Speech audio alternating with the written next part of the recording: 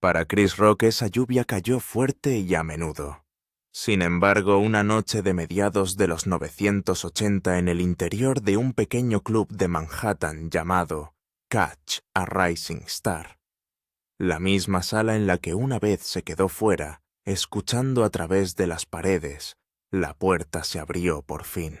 El público era escaso, la luz tenue, el aire denso de humo y el penetrante aroma de la ambición. Pero cuando subió al escenario sosteniendo el mismo micrófono roto, algo cambió. La voz que antes temblaba, ahora sonaba clara atravesando la sala como un relámpago. Sus chistes no estaban pulidos, pero eran verdaderos, crudos, intrépidos, despiadadamente honestos. Las risas fueron lentas al principio, luego rodaron y luego rugieron. No eran risas educadas, sino de reconocimiento. Era el sonido de la gente escuchando sus propias verdades, enterradas, traducidas a través del dolor de un hombre que las había sobrevivido. Aquella noche nació una leyenda. En la escena cómica underground de Nueva York, se corrió la voz. Rápidamente había un chico nuevo de Brooklyn, pequeño de estatura pero enorme en presencia, que podía hacer reír hasta el silencio.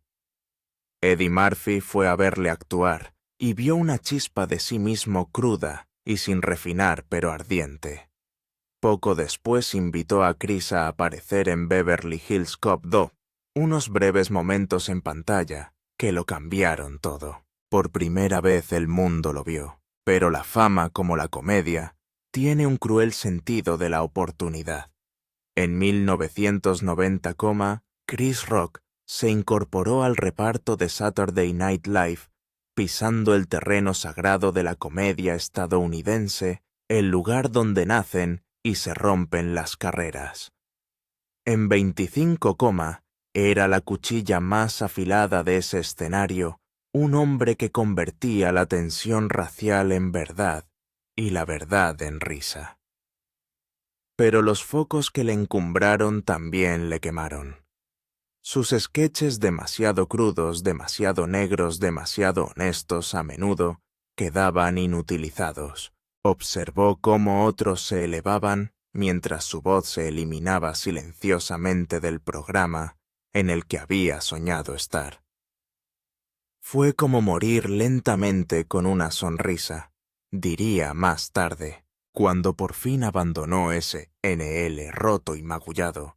Se encontró de nuevo en el mismo silencio que había conocido de niño, solo que ahora resonaba más fuerte porque venía después de los aplausos. Pero Chris Rock nunca había sido un hombre de brazos cruzados. Volvió a los clubes, a las salas pequeñas, a los sótanos, llenos de humo, esta vez no como un soñador, sino como un superviviente. Volcó su dolor en cada línea, derribó todos los muros y convirtió la comedia en confesión. Luego vino Bring the Pain, 1996. No era solo un especial de stand-up, era la resurrección. Aquella noche en un escenario de la HBO en Washington, D.C., Chris Rock incendió el mundo de la comedia. Sus palabras fueron balas y bálsamo a la vez, brutales, brillantes, inquebrantables.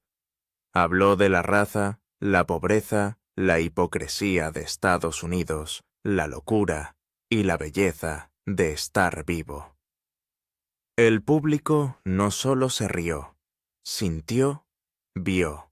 Y cuando se apagaron las luces, Chris Rock ya no era solo un cómico, era la voz de una generación. 4 Emmys, 3 Grammys, películas especiales, ovaciones que resonaron de Brooklyn a Hollywood. Pero el hombre que una vez durmió en su abrigo seguía caminando con el silencio de aquel niño de Bed-Stuy. La fama podía comprar comodidad, pero no paz. Una vez dijo en voz baja: «No me deprimo, me canso de fingir que estoy bien». Detrás de las risas aún quedaban noches de soledad. Un matrimonio que se rompió bajo el peso del éxito y el silencio. Escándalos que alimentaban a los tabloides, pero mataban de hambre el alma.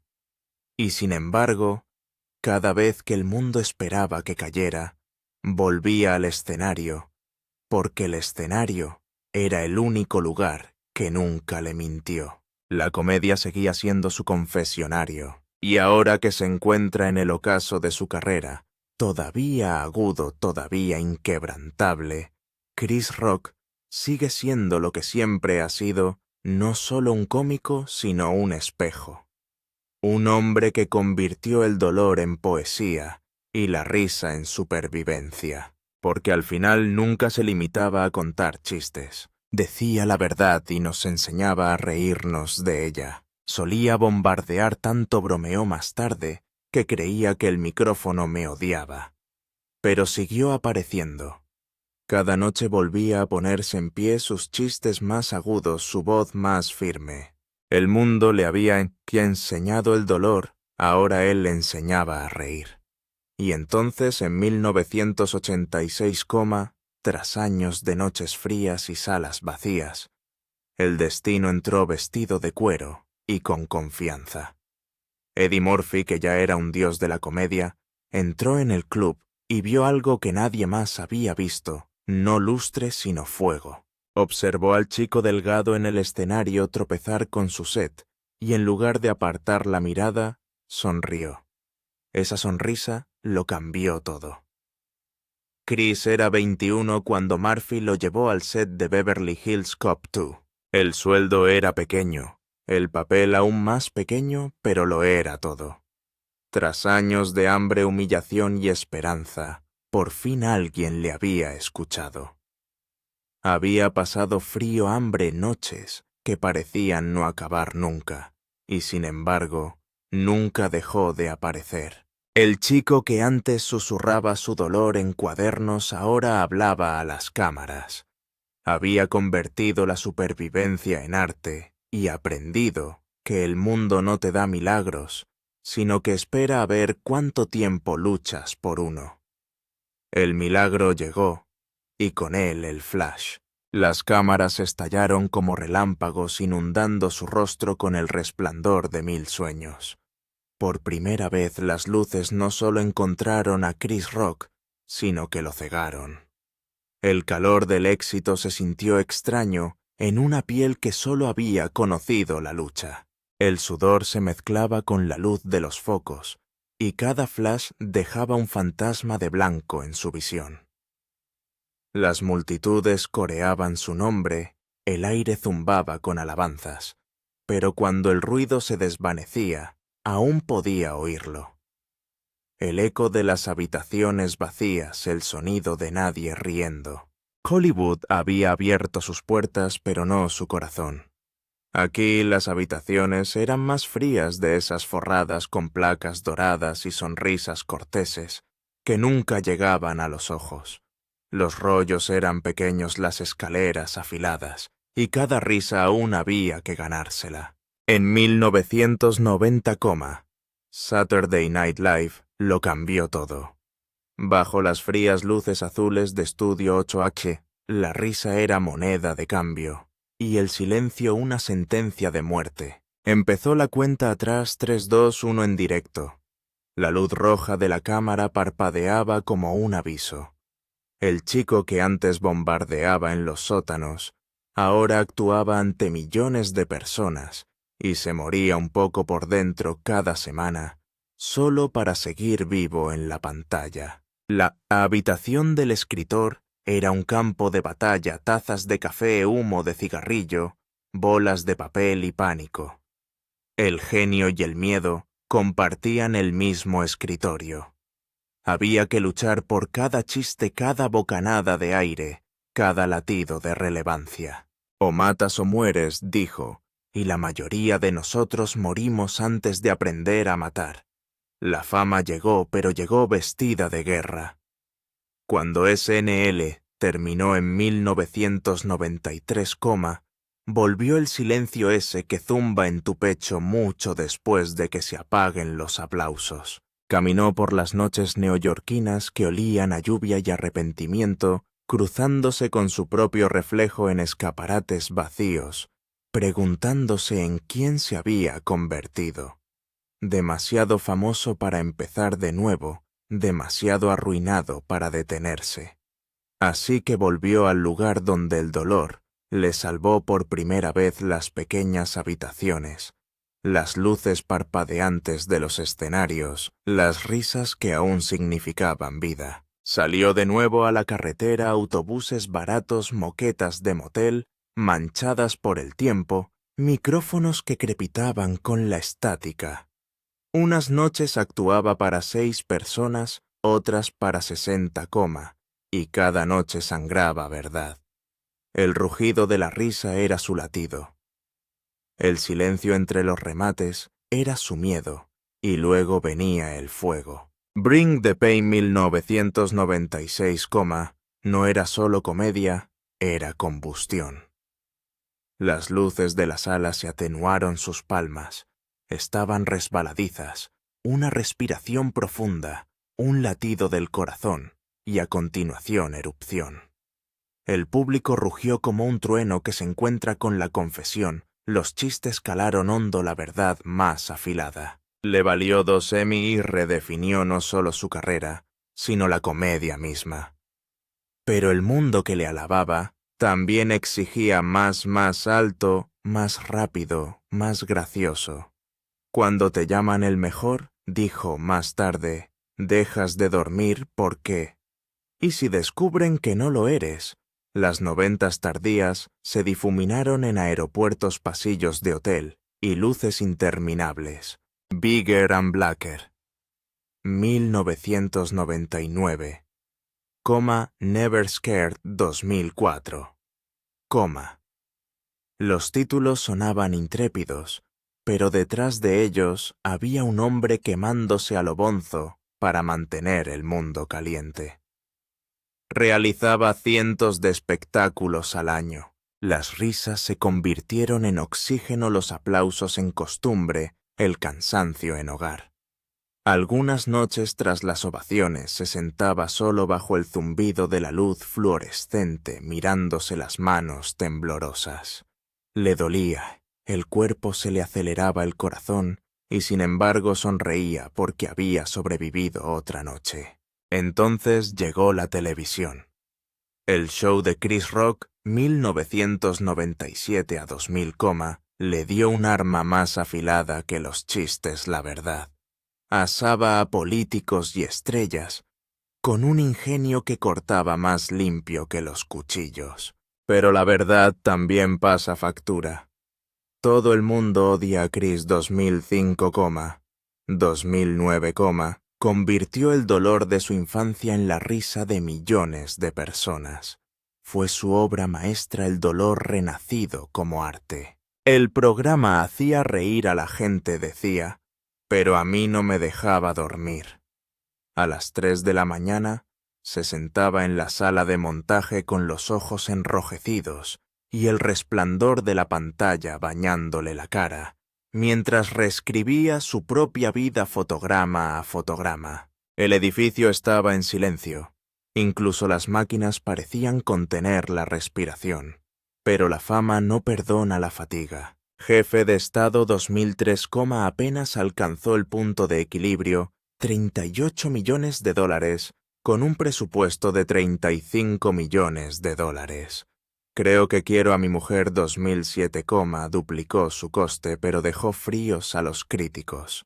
Las cifras llegaron dígitos estériles e insensibles en una pantalla de estudio. Nadie llamó. Nadie dijo una palabra. El fracaso no grita en Hollywood, susurra. Para un hombre construido sobre la verdad, ser llamado seguro dolía más que ser llamado quebrado. El éxito no te protege de la caída, dijo más tarde. Solo hace que la caída sea más fuerte. Podría haberse detenido ahí rico, respetado, recordado. Pero Chris Rock nunca vivió para el aplauso. Vivió para la verdad. Y la verdad tiene una forma de encontrarte incluso en el silencio. En 2016, Netflix vino a llamar con un acuerdo de $40 millones. No un regreso, sino una resurrección. Cuando Tambourine se estrenó en 2018, el escenario estaba oscuras. Un único foco. El micrófono esperaba como un viejo amigo. No gritaba, respiraba. Hablaba de fracaso, de matrimonio, de miedo. Y de algún modo, la risa florecía como el perdón. El público no vitoreó, exhaló. Fue más silencioso que antes, pero más profundo. Ya no estaba actuando, estaba curando. Luego, llegó Indignación Selectiva 2023, el primer especial global en directo de Netflix. El mundo vio cómo convertía la humillación en poesía, el dolor en poder. Cada titular, cada insulto, cada cicatriz se convertía en ritmo. Ya no luchaba, decía la verdad. Y esta vez el mundo por fin le escuchó. Cada etapa que conquistó la pagó en silencio. La fama se lo había dado todo, y le había quitado tanto como a él. Pero cuando las luces se apagaron y las cámaras se oscurecieron, Chris Rock se quedó solo bajo el suave resplandor de un último foco. Sus ojos estaban cansados, su sonrisa era pequeña. No la sonrisa de la victoria, sino la paz de un hombre que había atravesado el fuego. Lo había atravesado toda su vida, y de algún modo al final, el fuego ya no le quemaba, sino que iluminaba su camino. Pero nadie podía imaginar que una noche, un momento lo cambiaría todo. Era marzo 27, 2022, la noche de los premios de la Academia. El Dolby Theatre brillaba en oro lleno de aplausos, risas y el resplandor de las estrellas más brillantes de Hollywood. En el escenario estaba el cómico Chris Rock, seguro, agudo en su elemento, repartiendo chistes a un público que le adoraba. Entonces llegó una frase rápida y juguetona dirigida a Jada Pinkett Smith, la esposa de Will Smith, sentada a pocos asientos del frente. El público rió, pero en un instante el aire cambió. Del público, Will Smith se levantó de su asiento. Su expresión había cambiado, la calidez había desaparecido, sustituida por una ira que parecía quemar las luces. Caminaba hacia el escenario, cada paso lento, deliberado, casi irreal. Y antes de que nadie pudiera entender lo que estaba pasando, su mano bajó, golpeando a Chris Rock en la cara. El sonido restalló en el aire, más fuerte que las risas, más agudo que los aplausos, un sonido que silenció el mundo. Los jadeos se extendieron por la sala. Los ojos se abrieron de par en par. Las cámaras siguieron rodando. Durante un único e insoportable segundo, el tiempo mismo pareció detenerse. Chris permaneció inmóvil, aturdido pero sereno, mientras Will se giraba con el rostro tenso, la respiración agitada, la furia aún viva en sus ojos. Bajo el blanco cegador de las luces de los Oscar, ante millones de espectadores de todo el mundo, el momento se congeló en la historia.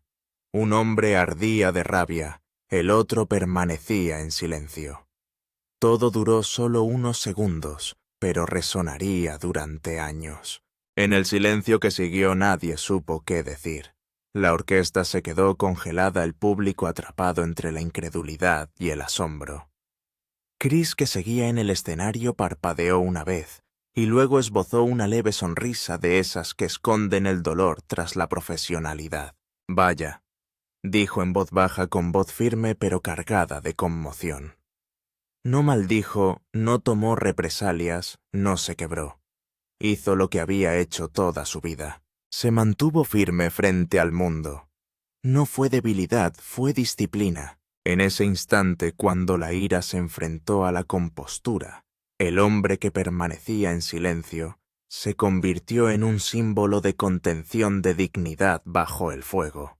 El espectáculo continuó, pero el mundo ya había cambiado. Aquella noche, bajo la reluciente superficie de Hollywood, se escribió una historia más profunda, una que no trataba de la fama o el fracaso, sino del carácter. La imagen de aquel momento se repetiría sin cesar, diseccionada y debatida, pero pocos llegarían a verla realmente como lo que fue el triunfo del control sobre el caos de la contención sobre la rabia. Durante años la gente recordaría el sonido que rompió el silencio, pero los que se fijaran más recordarían al hombre que no rompió con él. El sonido se desvaneció, pero el silencio permaneció. Cuando los aplausos cesaron y las cámaras se apagaron, algo más pesado. Permanecía en el aire no ira, no confusión, sino una silenciosa tristeza que nadie podía nombrar. Chris Rock salió del escenario con una quietud que parecía casi sagrada. No corrió, no habló. Entre bastidores se quedó solo un momento con la mano rozándose la mejilla no de dolor, sino de incredulidad. La risa que una vez lo había llevado ahora parecía lejana. A su alrededor, los susurros llenaban los pasillos, pero él permaneció en silencio. A veces el silencio dice todo lo que las palabras no pueden. En las horas que siguieron el mundo estalló las pantallas, brillaron los titulares, gritaron las opiniones, se multiplicaron. Miles de millones vieron el vídeo una y otra vez, cada repetición más fuerte que la anterior. Todas las voces tenían algo que decir, excepto la que más importaba. Chris no dijo nada. Ni entrevistas, ni declaraciones, ni ira. Su calma se convirtió en el sonido más fuerte en una sala llena de ruido. La gente confundió su tranquilidad con conmoción, pero era más que eso, era maestría. No se combate el fuego con fuego, diría más tarde. Esperas a que se disipe el humo y luego reconstruyes. Esa era su manera. No contraatacó, se elevó por encima. Para su hermano menor, Tony Rock, el silencio era insoportable. Había visto a su hermano humillado ante el mundo, y no podía quedarse callado. Habló, gritó, defendió no por odio, sino por amor. Sin embargo, el amor gritado en medio del caos a menudo pierde su significado. Los medios de comunicación convirtieron sus palabras en titulares, su ira en espectáculo. De repente Tony no era solo el hermano de Chris, era parte de la tormenta.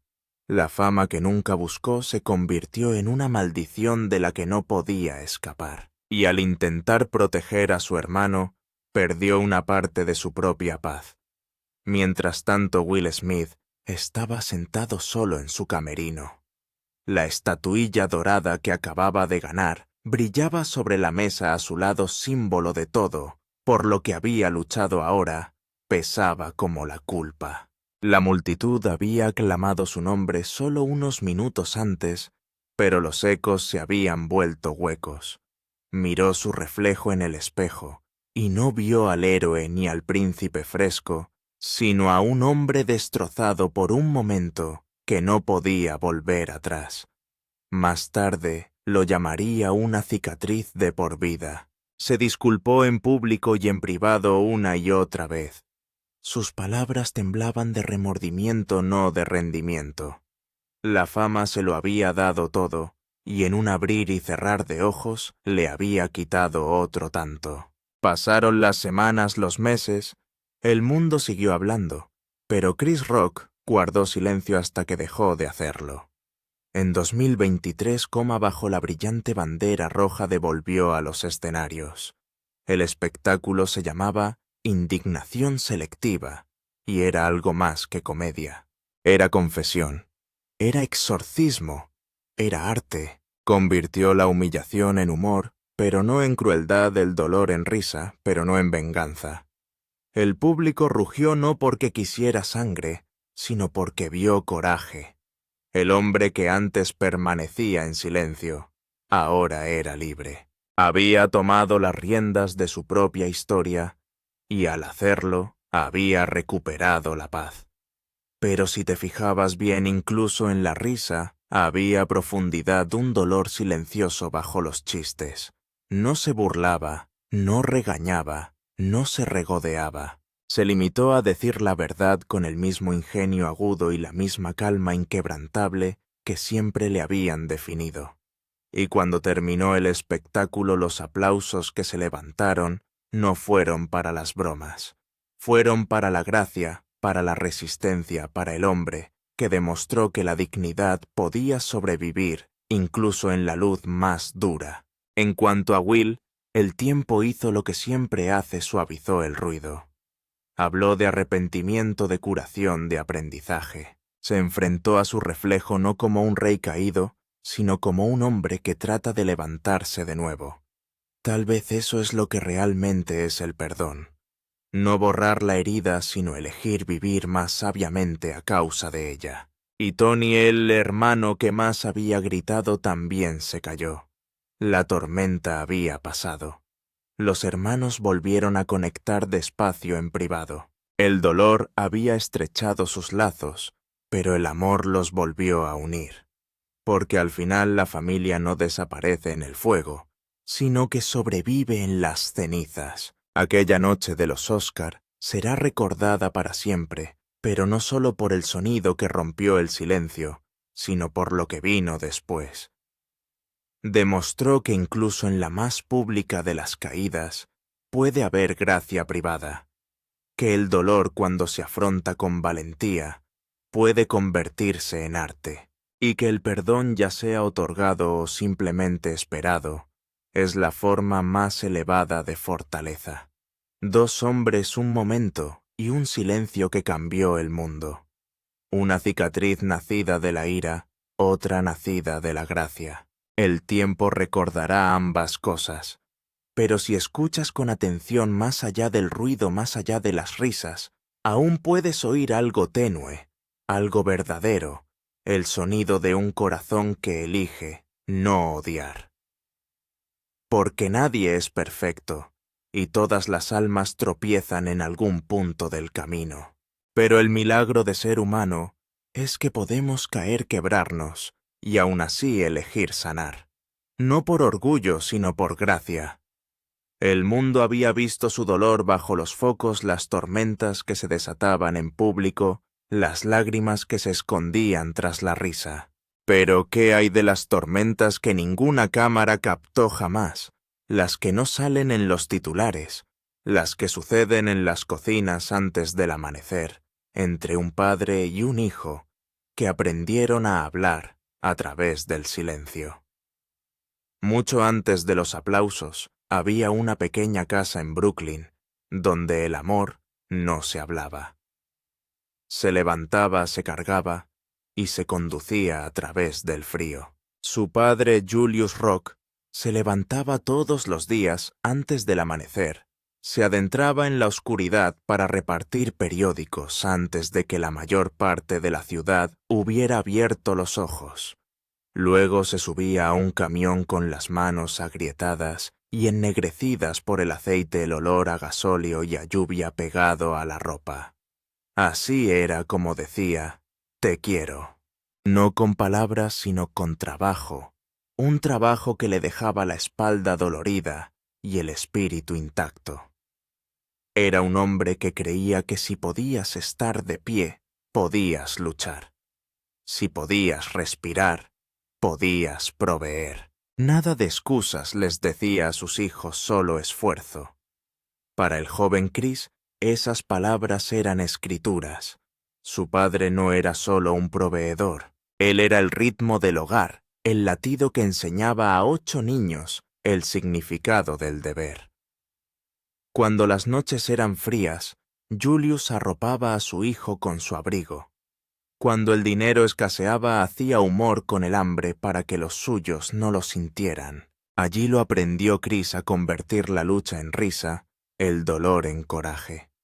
El vínculo entre ellos no era suave, pero sí sagrado. Chris lo admiraba como un marinero admira un faro desde la distancia, pero con toda su alma. Cada vez que Julius volvía a casa cubierto de sudor y polvo, Chris veía la prueba de que el amor podía doler y seguir siendo hermoso. Se prometió a sí mismo que algún día le devolvería ese amor no con dinero ni comodidades, sino con orgullo. Pero no sabía que el tiempo se acabaría. Entonces un día todo se detuvo. En 1988, cuando Chris estaba 23, Julius entró en quirófano por lo que se suponía que era una simple úlcera.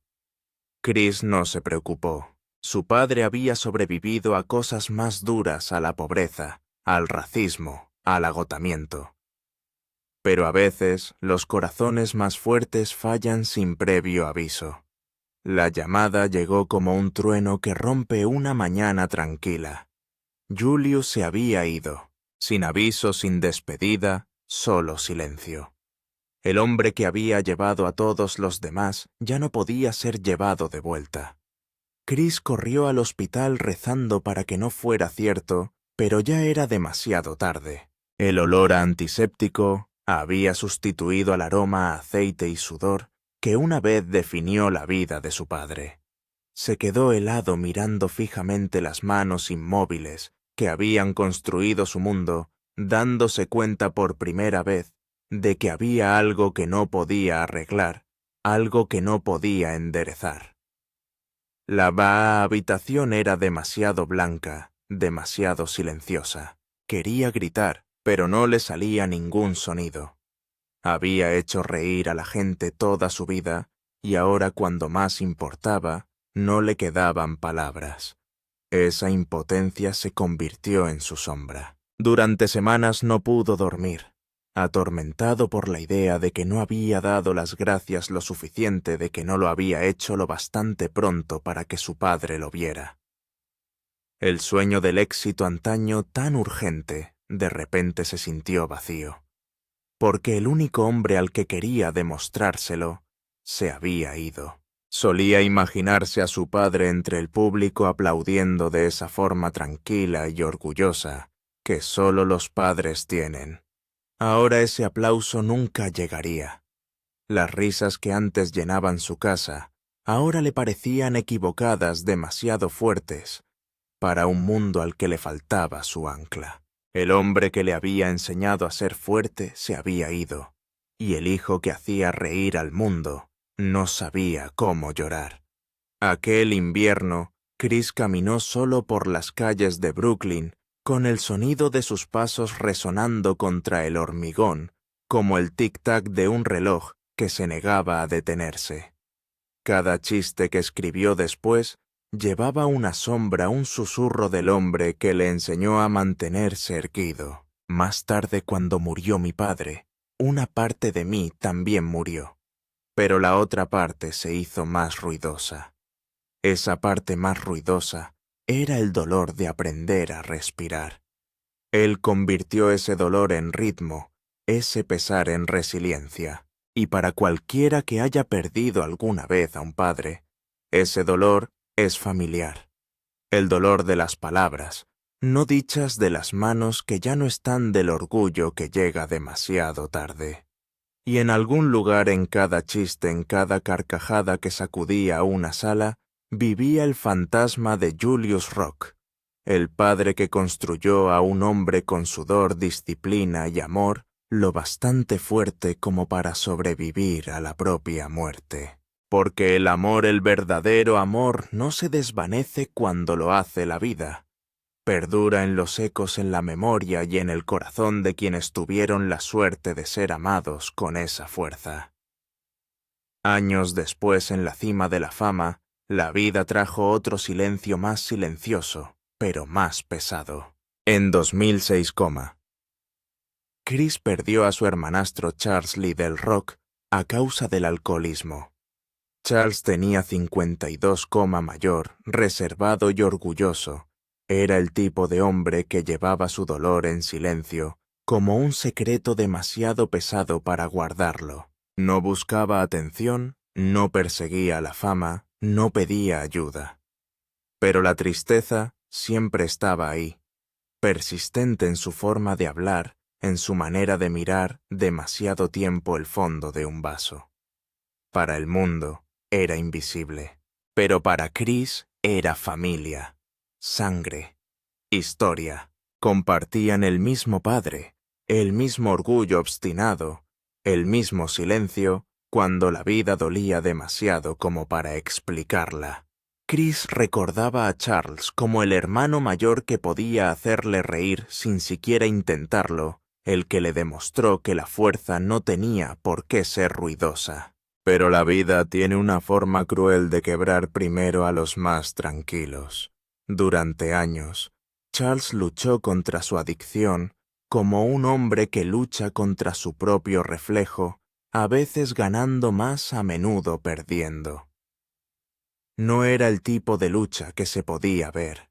Chris le llamaba para ver cómo estaba, le hacía bromas para animar el ambiente, pero en el fondo sabía que su hermano se estaba alejando cada vez más. Y entonces un día llegó la llamada. El tipo de llamada que siempre empieza con una pausa demasiado larga para sobrevivir. Charles se había ido. Otra roca, otro latido del mismo linaje silenciado antes de tiempo. Chris no habló de ello públicamente. No hubo entrevistas ni homenajes, solo un dolor privado que vivía en sus huesos. La fama te enseña a sonreír ante las cámaras, pero no te enseña a llorar. Fue al plató, rodó escenas, estuvo bajo unas luces más brillantes que nunca. Pero por dentro, todo se había apagado. Fue el tipo de pérdida que no grita, sino que susurra. La sientes en los espacios entre tus respiraciones, en la forma en que la risa ya no suena igual. La muerte de Charles no llegó con titulares ni hashtags, pero su eco nunca abandonó a Chris, porque la adicción no solo se cobra vidas, roba la oportunidad de una conversación, más de un perdón, más de un mañana más. Entonces tenía 41 años, era rico, respetado, amado por millones, pero lloraba a otro hombre al que se le habían acabado las fuerzas. Y quizá por eso su comedia cambió en esa época. Los chistes se hicieron más tranquilos, las pausas más largas, la risa seguía ahí, pero también la verdad que se escondía en su interior. Empezó a hablar del dolor, del miedo de los hombres que no pueden llorar hasta que es demasiado tarde. Su stand-up ya no era solo comedia, era confesión. Cada espectáculo se convertía en un panegírico disfrazado de risa. El mundo pensaba que estaba siendo intrépido, solo estaba siendo honesto, porque la pena cuando vives con ella, el tiempo suficiente deja de romperte y empieza a darte forma. Perder a Charles le recordó a Julius, dos hombres de la misma estirpe, ambos arrebatados demasiado pronto, ambos víctimas del agotamiento en diferentes formas. Uno trabajó hasta morir, el otro bebió hasta morir. Entre ellos estaba Chris, un hombre que aprendió que el dolor no expresado se convierte en veneno. He visto lo que ocurre cuando los hombres no hablan de su dolor, dijo una vez. Así que ahora hago que los míos hablen por mí. Ya no hablaba solo de comedia, hablaba de supervivencia, del precio del silencio y del valor que hace falta para convertir las heridas en palabras.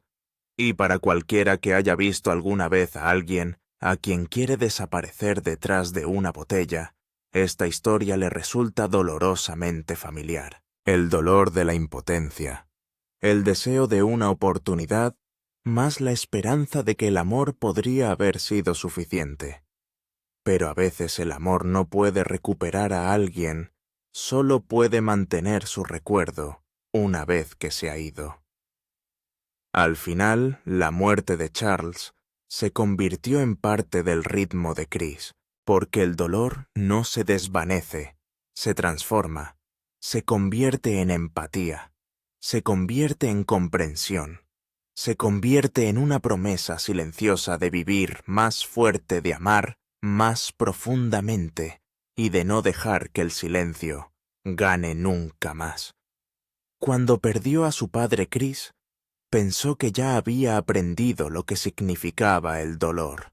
Pero la vida tiene una forma cruel de volver a enseñar la misma lección a veces, a través de las personas que más te hacen reír.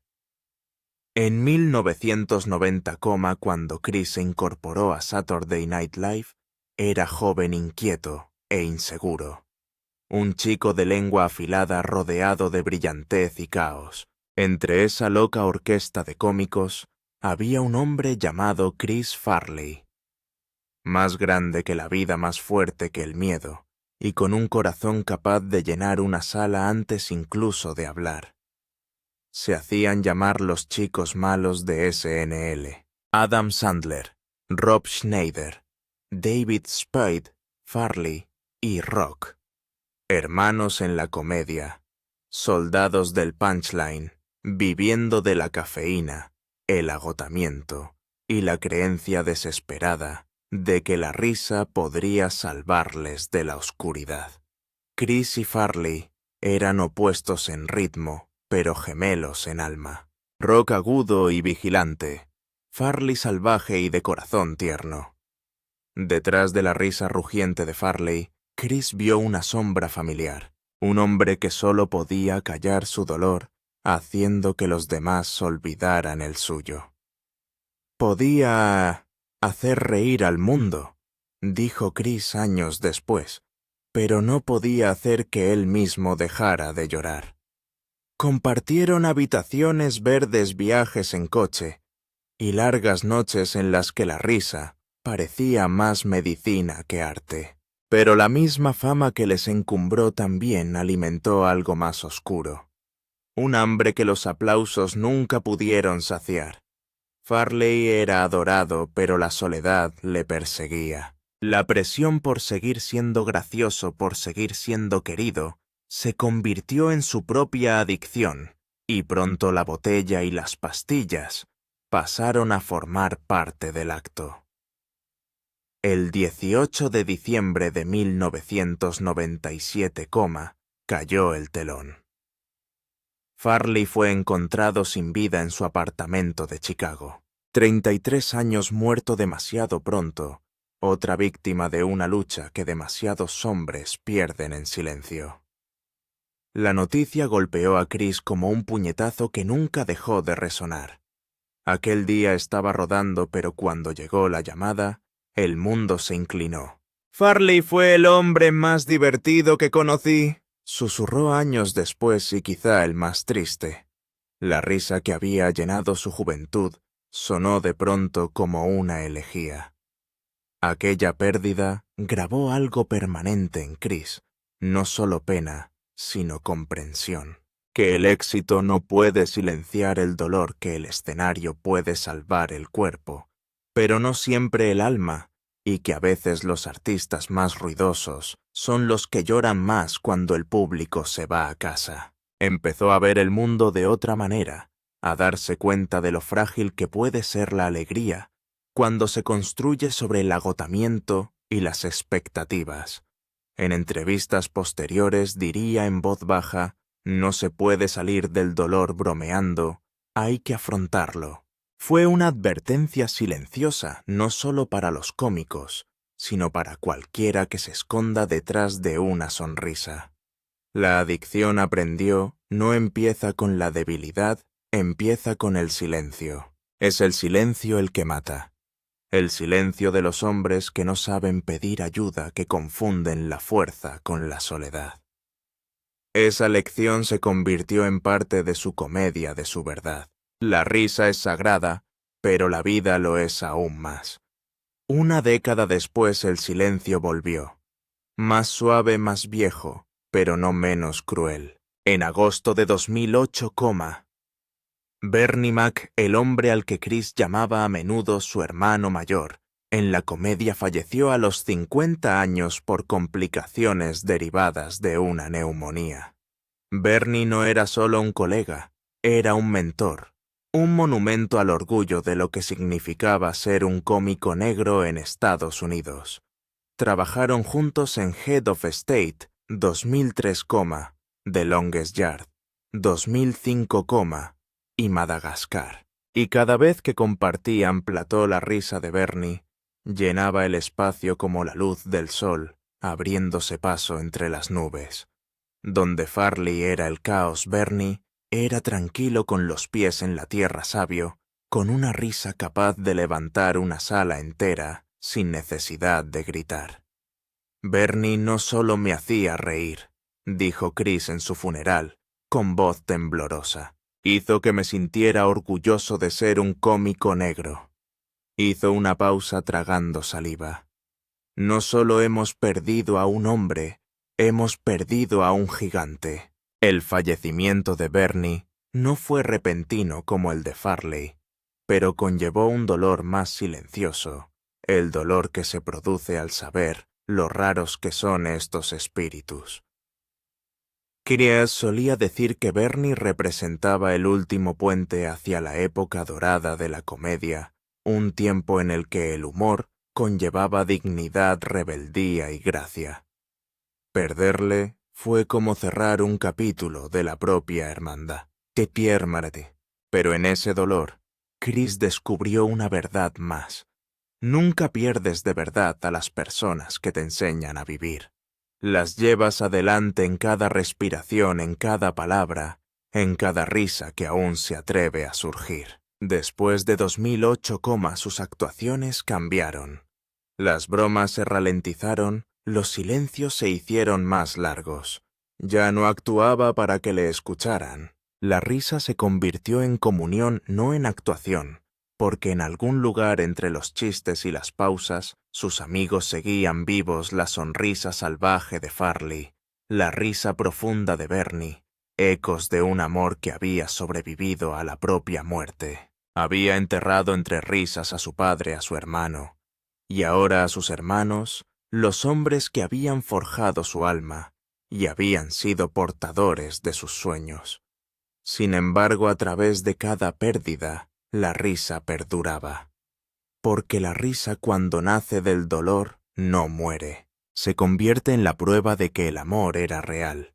Y cada vez que Chris Rock subía a un escenario y oía el rugido del público elevarse como un trueno, sabía que en algún lugar de ese sonido, ellos también estaban riendo.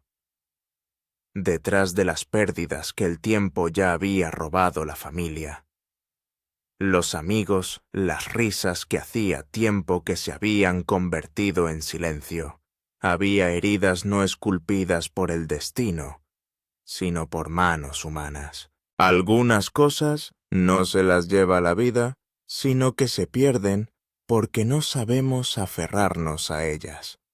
Y para Chris Rock, esa pérdida fue un matrimonio de 20 años, antaño, firme como la piedra que al final se desmoronó en silencio.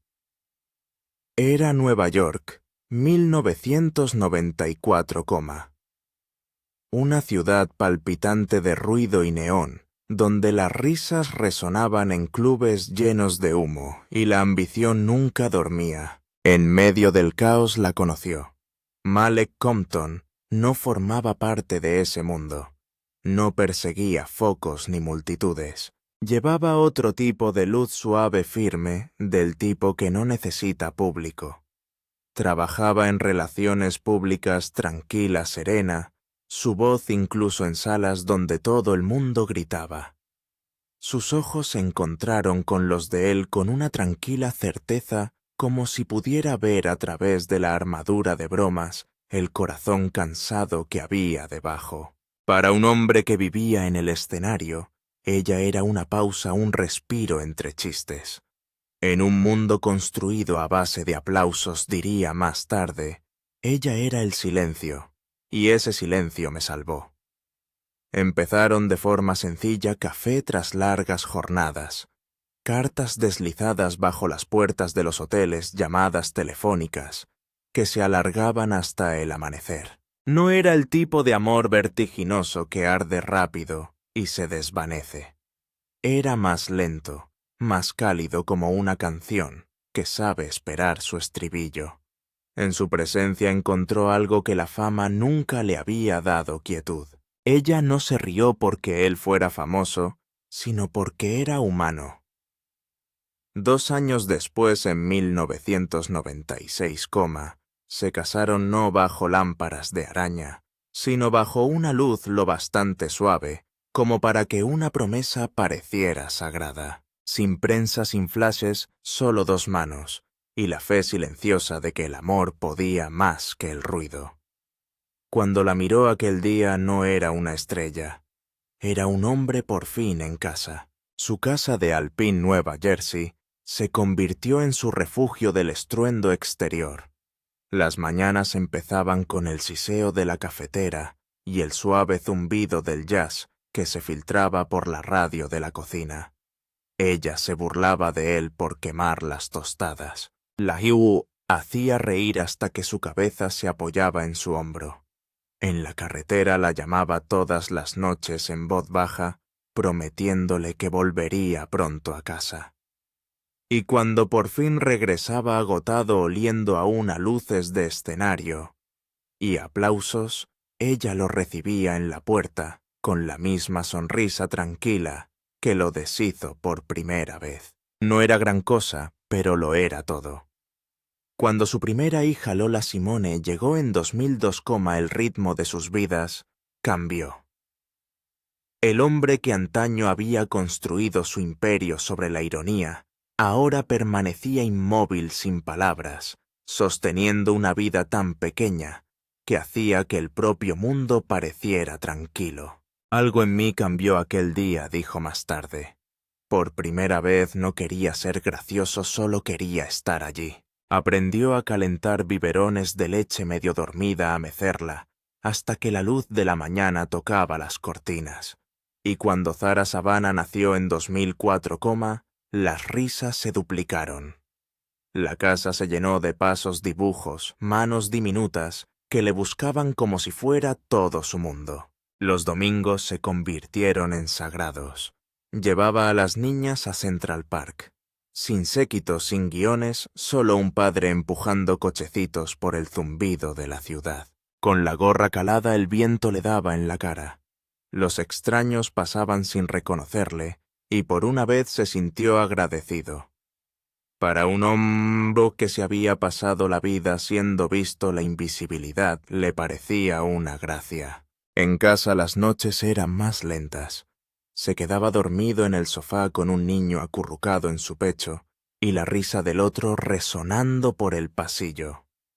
La fama era ruidosa, pero la paternidad era sinfonía suave, interminable y verdadera. En aquellos años todo parecía inquebrantable: el matrimonio, el hogar, las risas que salían como la luz por la ventana de la cocina.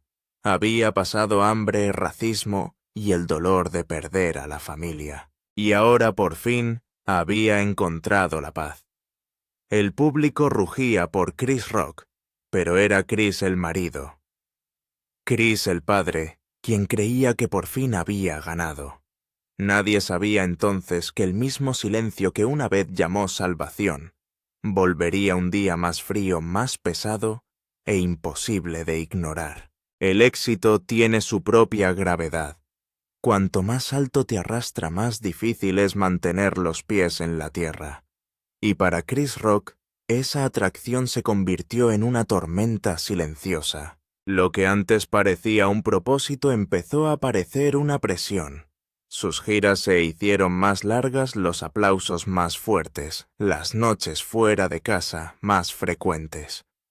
Cada ovación en pie tenía un precio. Cumpleaños perdidos, llamadas sin respuesta, el lento desvanecimiento de las rutinas compartidas. La misma voz que hacía reír al mundo ahora llegaba a su mujer como un eco desde otra habitación. El hombre que una vez le prometió paz ahora llegaba a casa cargado con el ruido del mundo. Malak, firme y con los pies en la tierra, vio cómo la fama levantaba poco a poco un muro entre ellas, no por rabia, sino por ausencia. Ella tenía su propia vocación. A través de Styleworks, la organización sin ánimo de lucro que fundó, ayudaba a las mujeres a reconstruir su dignidad y sus vidas después de pasar penurias.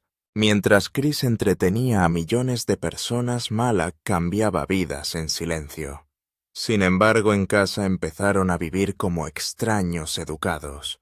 Las risas que antes llenaban la cocina se convirtieron en conversaciones triviales mientras se tomaba un café frío. Las tardes se alargaban llenas del suave zumbido de dos personas que intentaban no decir lo único que ambos sentían: que algo precioso se les había escapado. A veces, confesaría Chris más tarde, un matrimonio no se rompe por los gritos, sino por el silencio. No se derrumbó de la noche a la mañana. Se erosionó como la piedra bajo el agua poco a poco, sin que nos diéramos cuenta hasta que desapareció.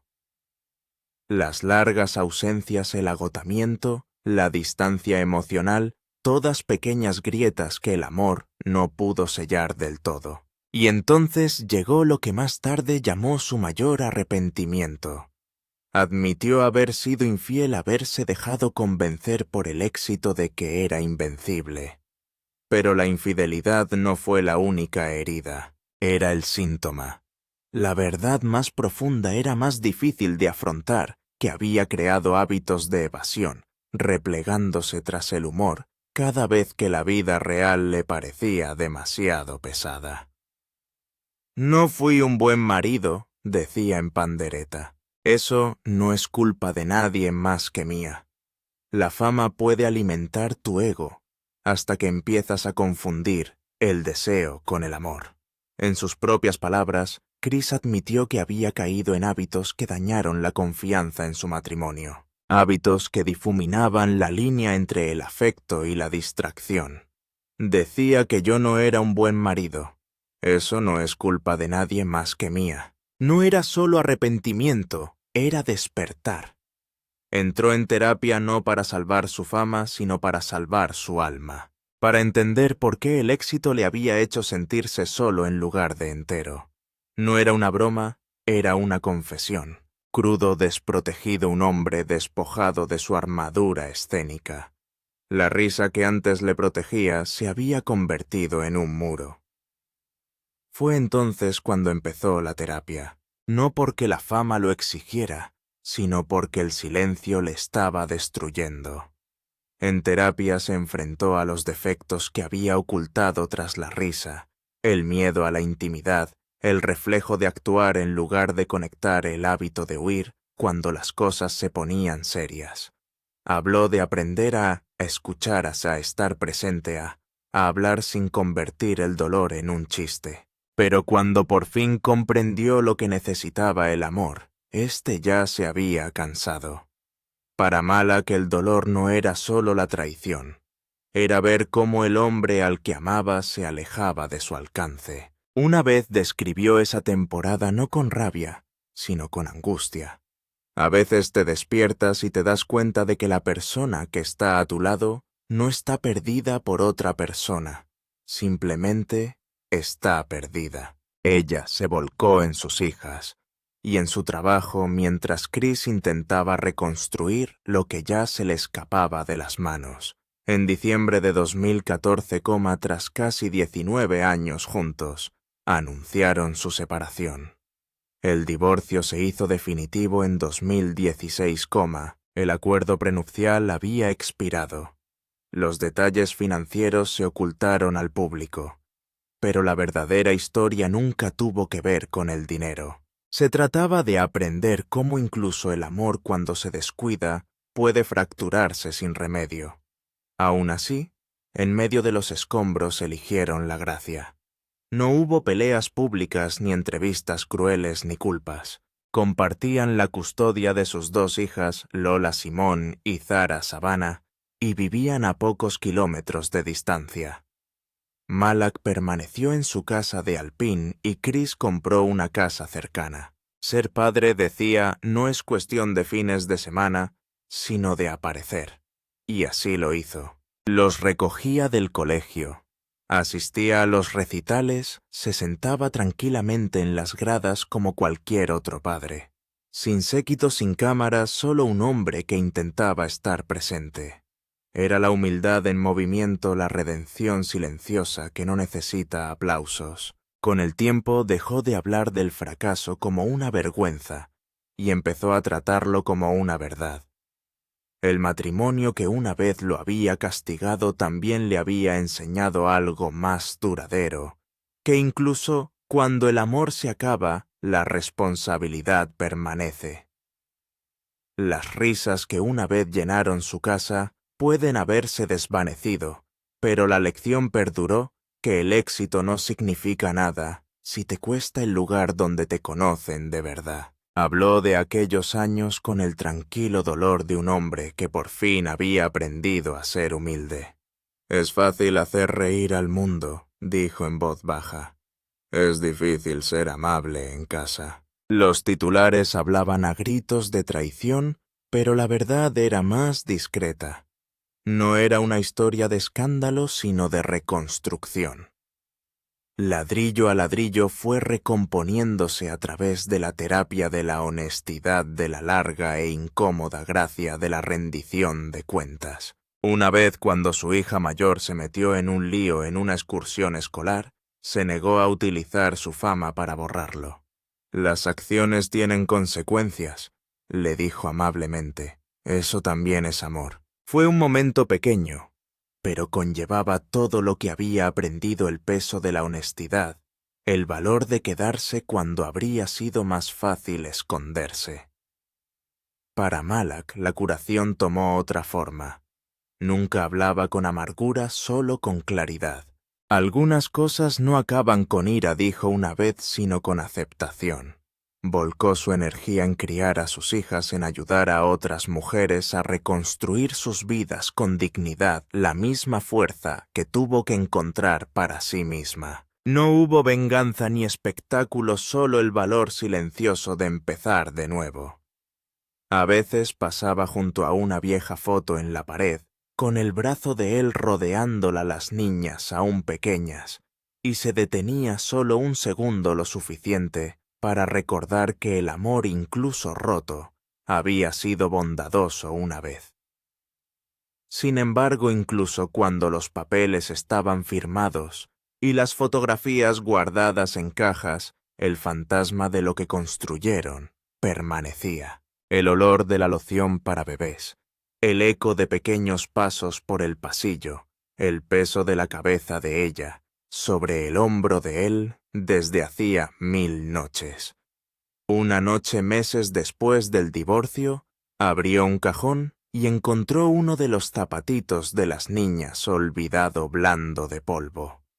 Y por un momento, la casa volvió a sentirse llena. Lo más duro, admitió, es saber que tus hijos crecerán recordando 2 casas en lugar de una. Tal vez esa sea la tragedia de la edad adulta, no el dolor en sí, sino aprender a vivir con los espacios que deja tras de sí. Aún así, Chris Rock no terminó su historia lamentándose. Terminó reflexionando. Su comedia cambió, las risas fueron más lentas, más profundas, más humanas. Hay humor, sí, pero debajo una ternura que solo la pérdida puede enseñar. Tal vez el amor no se acaba con el matrimonio, dijo una vez. Tal vez solo cambia de forma, de promesa a responsabilidad, de pasión a paz. Ya no comparte techo con Mala, pero sigue compartiendo una vida con ella a través de las 2 almas que construyeron juntos. Y cuando los aplausos se desvanecen, cuando el público se va a casa, sigue habiendo 2 voces que llaman desde una tranquila casa de Nueva Jersey: pequeñas pero firmes, papá. Y quizá ese sea el tipo más puro de redención. No la que borra lo que se rompió, sino la que sigue apareciendo por lo que aún queda. Porque a veces el amor no necesita ser completo para ser verdadero, solo necesita permanecer. Ahora, a sus 60 años, Chris Rock se encuentra en un lugar que pocos alcanzan, no solo en la cima de la fama, sino en la tranquila cumbre de la comprensión. Ha vivido todas las versiones del sueño americano: el chico de Brooklyn que hacía hamburguesas, el cómico que conquistó el mundo, el hombre que cayó y el alma que resucitó. Hoy su risa tiene un sonido diferente, más cálido, más sabio y tocado por algo más profundo. Su patrimonio neto, estimado en unos $60 millones en 2025, es el eco material de décadas dedicadas a convertir la verdad en arte, monólogos, películas, escritura, producción, y una voz que hacía que la honestidad sonara a valentía. Sin embargo, pregúntale qué es lo que más le importa, y te lo dirá sin dudarlo. Su casa de toda la vida en Alpine, Nueva Jersey, sigue siendo un santuario de gracia discreta. Una finca de 10.300 metros cuadrados, situada en 2 acres de tranquilo verdor, comprada en 2001 por $3 millones y valorada ahora en casi $6 millones. En su interior, la luz del sol se filtra a través de altas ventanas sobre estanterías repletas de fotografías. Sus hijas, su madre, los amigos que ha perdido, las risas que ha vuelto a encontrar. A pocos kilómetros de distancia, aún conserva su casa de carruajes de Brooklyn, su primera compra real conservada no por estatus sino por recuerdo. Me recuerda dónde empecé, dijo una vez. Su garaje refleja su viaje, una mezcla de elegancia y resistencia. Un Rolls-Royce Phantom, un Lamborghini Gallardo, un Tesla Model S Plaid y un Range Rover Autobiography, el que conduce más a menudo cuando visita a Lola Simone y Zara Savannah. Ambas hijas están ahora labrándose sus propios caminos. Lola estudiando en París, Zara, continuando el legado humanitario de su madre a través de obras de estilo. Su relación con él sigue siendo estrecha, construida no sobre la perfección, sino sobre la presencia. Mis hijas, dijo, son las únicas ovaciones en pie que aún importan. La pandemia en 2021 ralentizó el mundo, y para Chris se convirtió en reflexión. Habló con franqueza sobre el contagio de COVID leve pero humillante. Crees que tienes el control, dijo más tarde, y entonces algo invisible te recuerda que no lo tienes. Salió más sano, más tranquilo, más centrado. Sus días empiezan ahora con meditación, paseos tempranos y gratitud, un ritmo mucho más suave que el estruendo de un escenario. Diagnosticado con trastorno del aprendizaje no verbal NBLD en 2020, Rock lo abordó con honestidad y humor. Solía pensar que era malo con la gente, dijo. Resulta que soy neurológicamente malo con la gente. La terapia ha seguido siendo una práctica de toda la vida, no solo para curarse, sino para ser humilde. Uno no se arregla una vez, dice, sino que sigue aprendiendo a escuchar. A través de todo ello, las dos constantes de su vida han sido sus hijas, Lola Simone, ahora 23, y Zara Savannah 21, Lola aventurera e independiente, estudia en el extranjero en París, explorando el arte y la cultura de un modo que refleja la curiosidad de su padre por el mundo.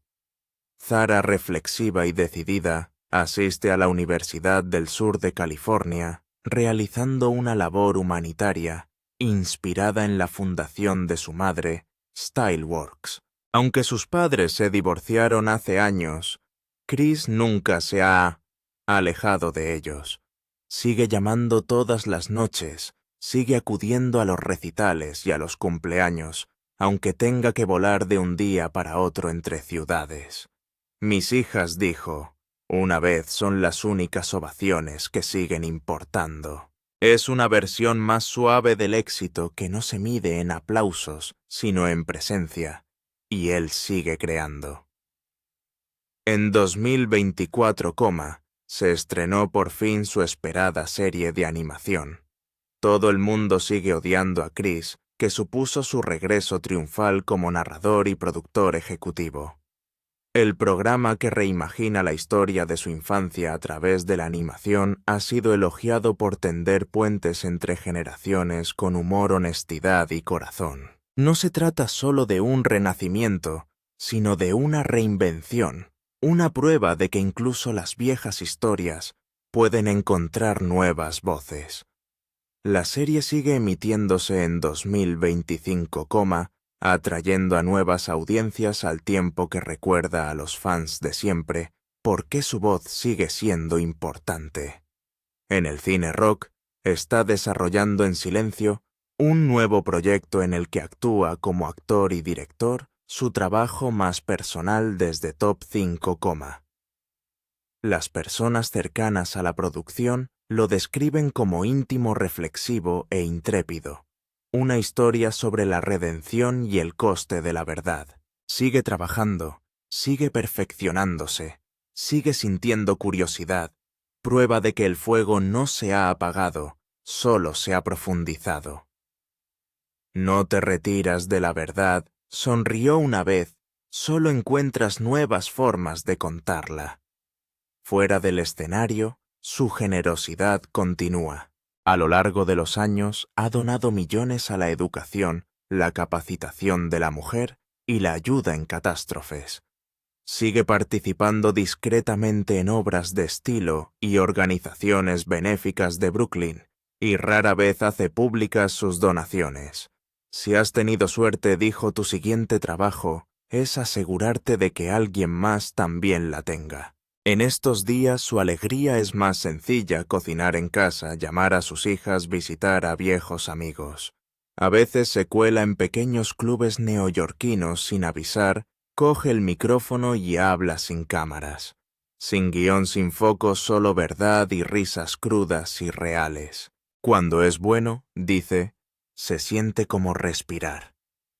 Mirando hacia atrás su vida se lee como un largo latido del corazón, palpitando con el triunfo, temblando con la pérdida, estabilizándose con la gracia.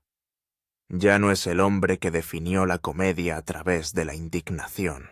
Es el hombre que lo redefinió a través de la compasión. Su viaje ya no consiste en perseguir el aplauso, sino en llevar la luz, perdonar los defectos y encontrar sentido en las grietas. Porque al final, nadie es perfecto. Nos caemos, fracasamos, lo intentamos de nuevo. Y tal vez ese sea el verdadero arte de vivir, aprender a perdonarse a uno mismo y a los demás por ser humanos. La historia de Chris Rock nos recuerda que la grandeza no consiste en no romperse nunca, sino en reconstruirse con amor. Los escenarios se desvanecerán, las multitudes seguirán adelante, pero en una silenciosa casa de Nueva Jersey, dos voces seguirán gritando papá, y en algún lugar de ese sonido, la risa volverá a vivir más suave ahora, pero eterna. Si su historia te ha conmovido esta noche, deja un like, comparte este momento, o deja un comentario a continuación. Porque a veces el mayor aplauso no es para una actuación, es para una vida vivida con honestidad, valentía y perdón.